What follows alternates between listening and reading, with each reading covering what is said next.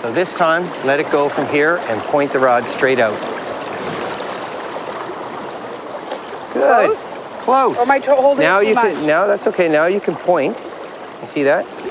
Trigger. Yeah. And just little strips. And like you just keep doing this over and over again. Over and over and over. And it's Wow. about being here and the strategy versus catching. Okay.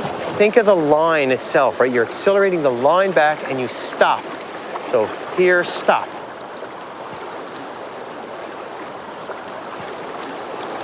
You're beautiful at that, Wayne. I think you've done it a few times. Just a few. This is a wonderful experience.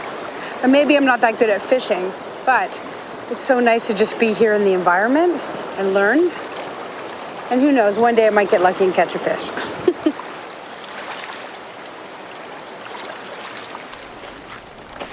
Well, I love the opportunity that Heli affords us to arrive here, and we're gonna walk down this flood channel here and walk into this island. And this would be an island between two different channels of a river.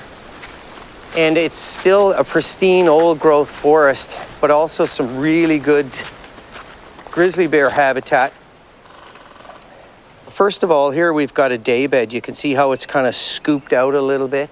It looks like an old one. It hasn't been used this year, but the shelter that's provided here in the summertime, shade, would be a perfect opportunity for the bears to lie down. They typically feed late evenings and early mornings. So during the heat of the day, like now, they would be in here in the shade, lying down, using these day beds. And we'll see several of these as we go along. This is a big old cedar tree. Look how tall it is. Probably 200 feet high, 175 feet. You know, there's studies that say that if you hug trees, your cortisol levels go down. And it's really good for your body. I'm not joking. It's very serious. I know people who've done their master's degree on hugging trees. On hugging trees. People fly all around the world to these big old growth forests so that they can get the good vibes from the trees.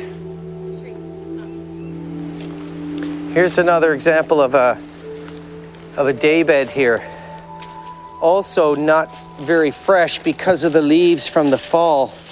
But you can see how they would come in with their paws and they just make excavate out a little bed, curl up, and snooze off for the day. Variation, isn't there? Absolutely. There's another bed there. So that's, 3 now we've come across. Three and that's another grizzly one. bears.